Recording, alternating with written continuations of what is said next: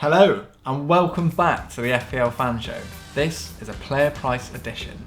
My name's Conor. My name's Callum. And this is the show for you, the fans of Fantasy Premier League. FPL is now live. Woo! And with the new game comes new player prices. Conor, the game's live. Yes! How much is Luca Dean? Yeah, let me have a look. 6 million.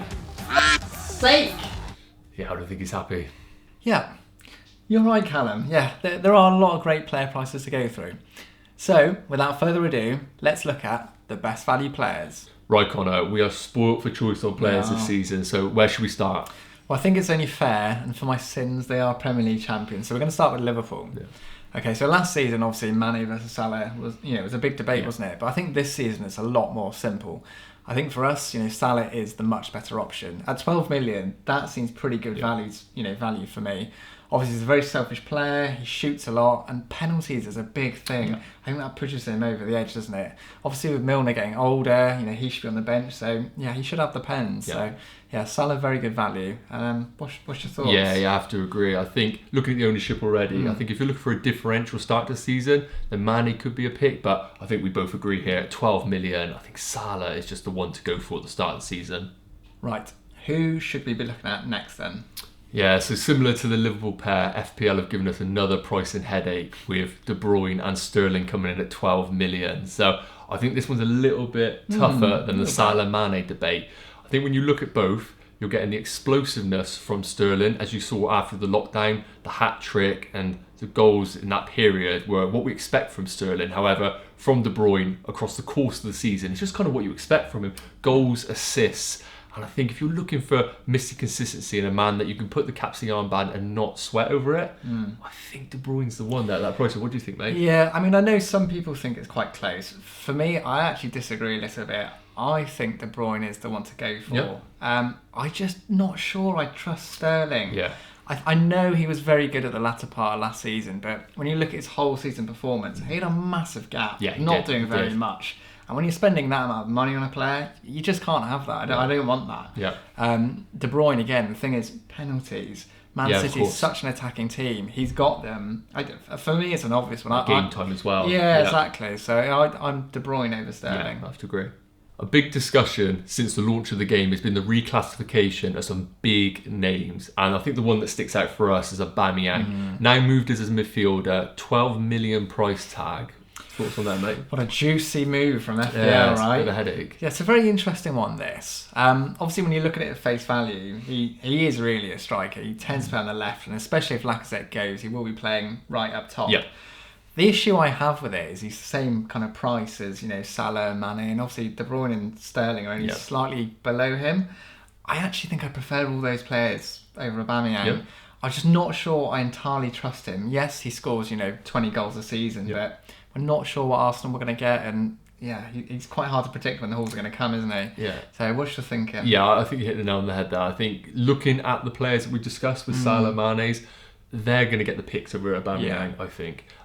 You've got to, at that price range, have a player that you are certain to put that captaincy on, and I don't think Aubameyang has that, especially over his inconsistency last season. So I think he's a wait and see, and we'll see how he gets on. So we spent a bit of time looking at the premium players, but what everyone wants to know is, who are the value players? Who are the budget options? Yeah. Who you've got your eye on? Yeah, I think value players are so important to a great FPL season, and I'm going to start off with Charlie Taylor at Burnley. So Burnley over the years have been really, really good for clean sheets. They've been pretty like a solid bet. And at 4.5 million, he is a game time security under Dyche, and he also offers some attacking returns, which is really important. Obviously had the injury at the back end of last season, but he's expected to be fit for the start of the season. So for me, I'm going to go for Charlie Taylor. Yeah, I completely agree. I have to say, I'm so surprised at how cheap they valued the Burnley defence. There's so much value in there. Pope's 5.5 million, that's way too expensive. But look at that Burnley defence.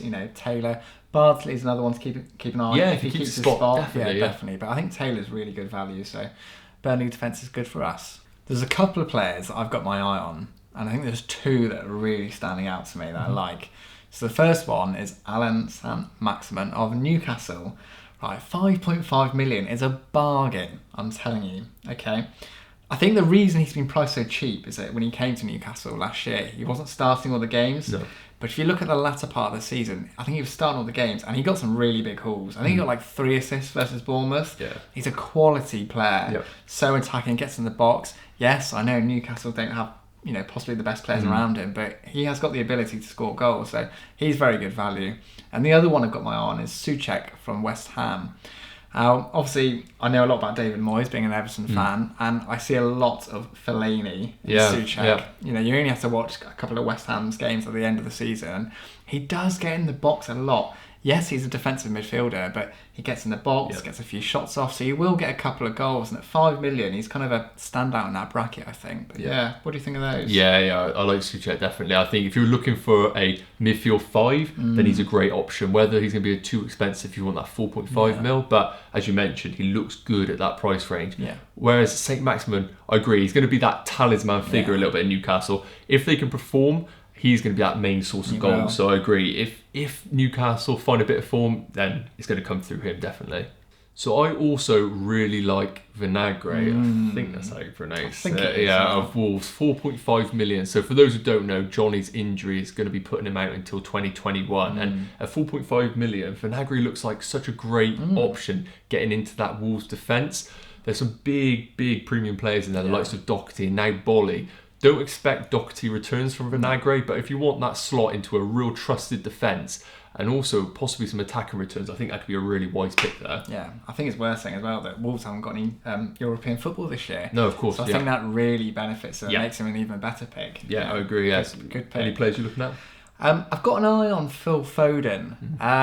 I don't think I'll get him, but I do have an eye on him because he has the potential to do very well at the price he is. I think 6.5 million. Yeah, that's right. Yeah. So obviously we saw again in the later stages last season that he was getting more attacking returns. He did look a decent player, didn't he? Good, yeah. And we tailored off slightly, but in that City side, if he starts, which is obviously the big question, he's very good value. But I don't think I'll start with him. No. But keep a watch. Yeah, no, I agree. Right. Let's cut to the chase. Let's talk about Man United Attackers. There is some serious options this season. I think there's a little bit to talk about here. So just a little bit. Where do we start? Where do we start? Yeah.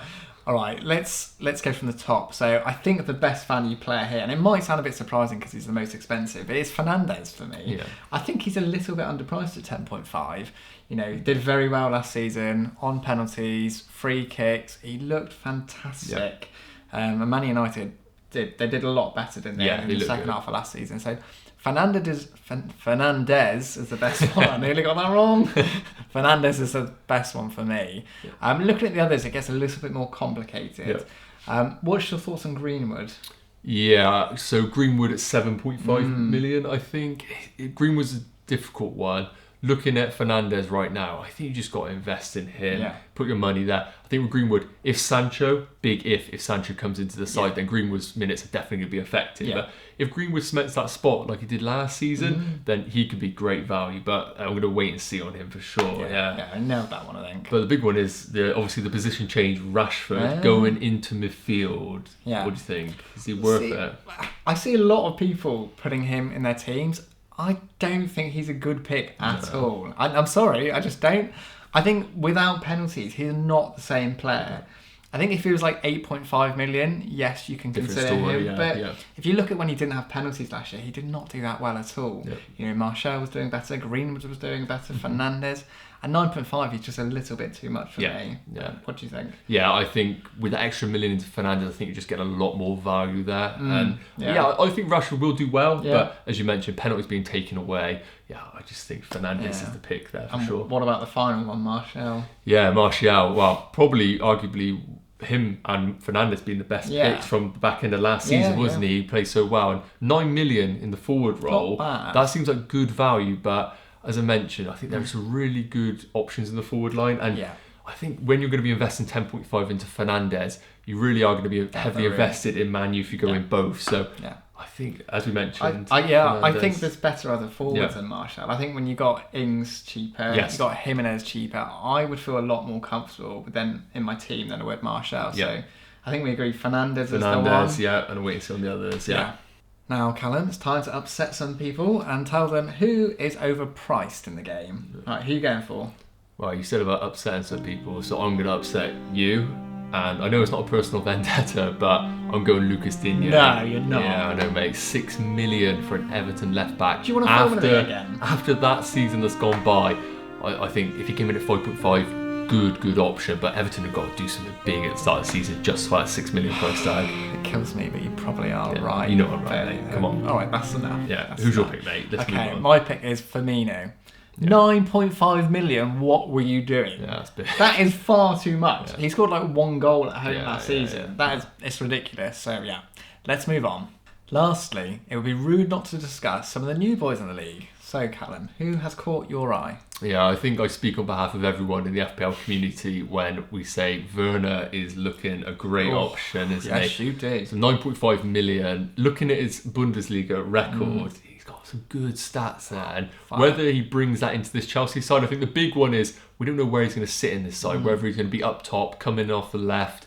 I think he's going to be a wait and see for sure. But what I will say to managers is if he starts the season quick, don't don't hang about getting him in. I think he's a really proven striker. Yeah, what are your thoughts? Mate, I'm getting him in straight away. Really? Yeah, I think so. Yeah, no, I think he's a fantastic He suits the system. Yeah, and he suits the league. That's the thing. You know, a lot of people are saying, I don't know how he's going to settle. Right, this is a guy who scored every year 20, 25 goals in the Bundesliga. The Bundesliga is a very good league. Yeah. You know, I think we've seen that in the Champions League, haven't yeah. we? So I think he's a fantic option. 9.5 million is very cheap good, for a player like that. So yeah, fantastic option. Yeah, I like it. Yeah. Any other new boys that caught your eye? Only one or two. I think an interesting one is Saliba at Arsenal. Yeah. Now, obviously, he was on loan last year, and he's quite a highly rated youngster. I think where this gets interesting, I should say, is his price. 4.5 million is very cheap for a player who could start, and the important thing here is that Arteta has really got Arsenal playing better defensively. Yeah. So if Arsenal have a good defence, he's starting 4.5 million. That's pretty good value there. Yeah, I like that. I think if Arteta shores things up, if you can get into Arsenal defence, I think that's a great pick. So some 2 good picks there. So that is our player price review episode done. What a banger. It's good one. It was good. So obviously there's loads of players we haven't even covered. Yeah. And if there's any players you think we've missed out, or you've got any opinions on the ones we mentioned, just let us know in the comments below. You know, we'd love to hear from you. Yeah, and if you like this video, be sure to give us a thumbs up. And if you haven't yet, subscribe and hit that notification bell so you don't miss any future videos. Thanks guys. We'll see you next time.